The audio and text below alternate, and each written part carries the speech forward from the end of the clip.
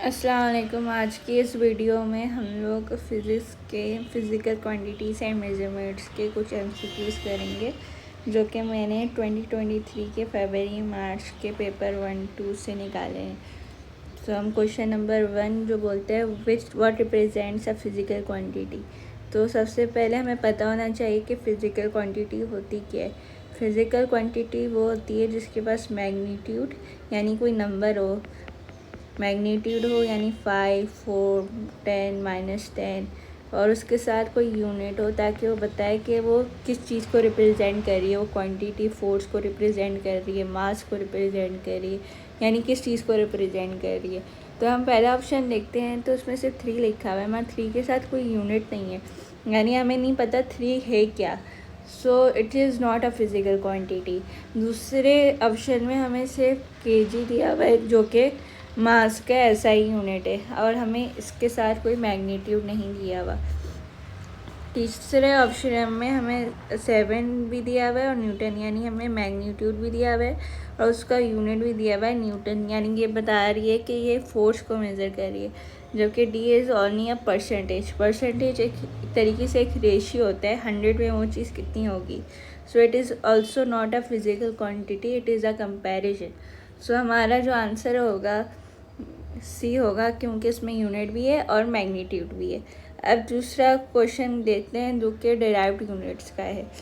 ये एक इक्वेशन दी हुई है हमें, the relationship between the variable D and T, यानी डी वेरिएबल या टी, इन दोनों के दरमियान हमें रिलेशनशिप दी हुई है इक्वेशन के तौर पर।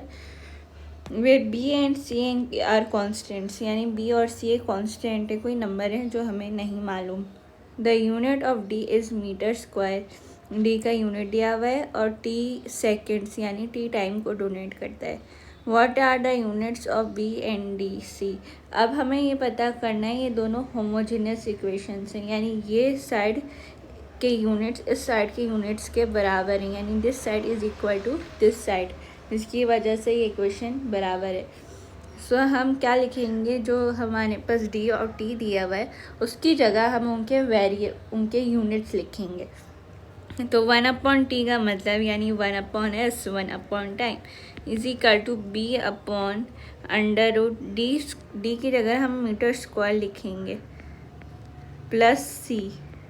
अब ये स्क्वायर और रूट कट गया तो b/m हो गया, तो मैं s को ऊपर लेकर जा सकती हूँ और एक ये हो जाएगा s⁻⁻1 is equal to bm-1। ये ऊपर -1 हो जाएगा अगर नीचे प्लस है, प्लस सी।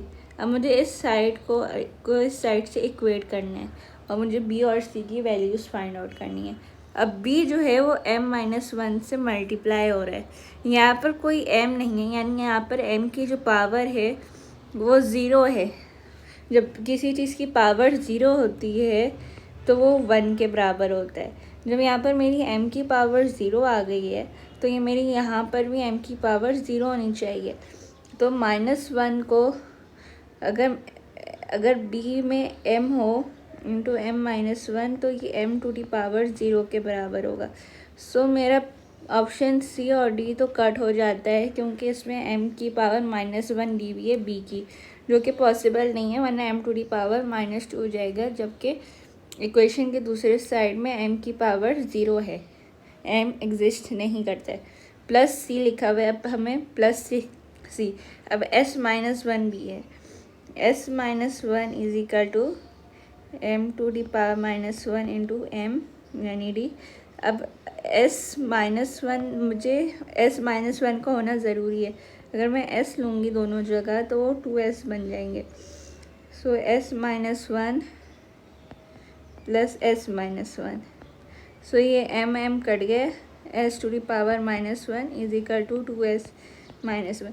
अब हमें ये नोटिस करना है, हम जब यूनिट डिराइव करते हैं तो हम उसको नहीं देखते, हम कांस्टेंट्स को इग्नोर कर देते हैं, यानी इस 2 को मैं इग्नोर कर दूँगी, ये इस 2 को मैं काउंट नहीं करूँगी, मैं सिर्फ यूनिट्स देखूँगी कि दोनों तरफ यूनिट्स जो हैं वो सेम है। मैं यूनिट्स का कंपैरिजन करूँगी, कांस्टेंट्स का कंपैरिजन नहीं करूँगी, जो कि यहाँ पर लिखा हुआ है कि ये दोनों कांस्टेंट्स हैं, यानी इनके साथ कोई वैल्यू जुड़ी हुई होगी जिसको मैं इग्नोर कर दूँगी। सो मेरा आंसर जो होगा वो बी होगा। -1 मेरी बी की वैल्यू होगी और s-1 मेरी सी की वैल्यू होगी। जब जाके मेरे पास दूसरे साइड में s⁻1 का आंसर आएगा। ठीक है, अब हम पार्ट 3 में आते हैं। पार्ट 3 जो बोल रहे हैं उसका ताल्लुक अनसर्टेनिटी से। Uncertainty, so a hollow cylinder which is open at both ends, यानी एक सिलेंडर है जो दोनों तरफ से खुला हुआ है, यानी इस तरफ से भी ऊपर उसके ऊपर कुछ लगा हुआ नहीं है और इस तरफ से भी। Has a radius of 3 centimetres, यानी इसका जो रेडियस है वो 3 के बराबर है, और एंड अ लेंथ ऑफ 15, यानी ये जो लेंथ है यानी हाइट जो है वो 15 के बराबर है। उसके साथ हमें उसके लिमिट ऑफ एक्यूरेसी भी दी हुई है। What is the value with its absolute uncertainty of the surface area of the cylinder? अब हमें इसका सरफेस एरिया निकालना है और फिर उसकी अनसर्टेनिटी भी मालूम करनी है। सरफेस एरिया निकालने के लिए हमें सरफेस एरिया का फॉर्मूला पता होना चाहिए। हमें पता है कि ये सिलेंडर ऊपर से भी खुला हुआ है यानी और नीचे से भी खुला हुआ है, यानी इसका सर्कल मौजूद नहीं है। ये 2πr/h होगा जो कि कर्व सरफेस एरिया है, यानी इसका एरिया जो है वो 2πr/h के बराबर है। 2π मल्टीप्लाई बाय 3 मल्टीप्लाई बाय 15 करूँगी तो मेरे पास जो आंसर आएगा वो आएगा 282.7 सेंटीमीटर। अब मेरे पास इसकी वैल्यू आ गई, एरिया आ गया। अब मुझे निकालनी है अनसर्टेनिटी। जब कोई दो कॉन्स्टेंट्स, दो वेरिएबल्स यानी मल्टीप्लाई हो रहे हैं, जैसे आर और एच आपस में मल्टीप्लाई हो रहे हैं, उस वक्त जो हम अनसर्टेनिटी का फॉर्मूला यूज़ करते हैं वो फ्रैक्शनल अनसर्टेनिटी होती है। मतलब कि अनसर्टेनिटी ऑफ ए यानी uncertainty of the area divided by the area is equal to uncertainty of R upon R plus H delta H upon H, यानी ये अनसर्टेनिटी का बताती है हमें। अब हमारे पास आर और डेल्टा आर की वैल्यू मौजूद है और ए की वैल्यू हमने ऊपर निकाली है जो कि 282.7 आई है, is equal to delta R यानी 0.1/3 प्लस 0.1/15, तो delta A is equal to 282.7 multiply by 0.1/3 plus 0.1/15, जो कि हमारे पास जो आंसर आता है वो 11 पॉइंट कुछ आता है। 11 पॉइंट कुछ इसका आंसर आता है। 11 सेंटीमीटर्स में कर देती हूँ। अब आप देखें, अब एक और स्टेप्स हमारे पास रहता है। हमारे पास ये एरिया जो आ गया वो 282.7 आ गया जो हमने कैलकुलेट किया, और हमारे पास ये अनसर्टेनिटी ऑलमोस्ट 11 सेंटीमीटर आ गई। अब हमें एक चीज़ का गौर करना होगा कि जो सिग्निफिकेंट फिगर है वो हमारी फिगर के बराबर हो, यानी ये जो है जो फिगर है 3.0 और 15.0, ये हमारी 2 सिग्निफिकेंट फिगर्स के साथ है, 2 सिग्निफिकेंट।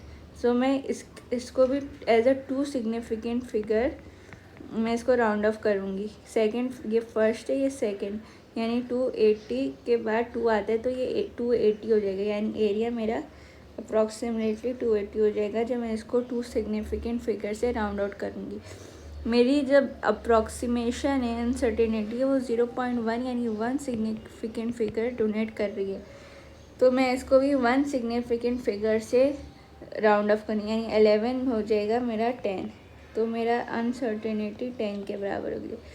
मेरा एक्चुअल जो आंसर होगा वो 280 प्लस माइनस 10 सेंटीमीटर स्क्वायर होगा, जो मेरा एरिया और उसकी अनसर्टेनिटी होगी। और ये जो हमारा ऑप्शन आ रहा है वो ए है। हमारा इसका क्वेश्चन नंबर 3 का जो आंसर होगा ए होगा। देखिए सी और डी तो हो ही नहीं सकता क्योंकि इसमें ये ओ बी प्लस होगा, सर्कल का एरिया जो कि हॉलो ट्यूब बोला हुआ है जो कि मौजूद नहीं है। जब इसमें जो मसला है ये राउंड ऑफ फिगर का मसला है। 0.2 तो अनसर्टेनिटी हमारी आई नहीं, 11 आई है, और जब 282.7 सही तो है मगर सिग्निफिकेंट फिगर जितनी हम जवाब में देते हैं वो उतनी ही हमारी सवाल में होती है। सवाल में हमारी 2 सिग्निफिकेंट फिगर है, मगर यहाँ पर जो जवाब दिया हुआ है वो 4 सिग्निफिकेंट फिगर्स का दिया हुआ है और 0.2 तो वैलिड ही नहीं है। सो हमारा जो आंसर होगा वो ए होगा। होपफुली आपको समझ में आया होगा physical quantities and units A levels.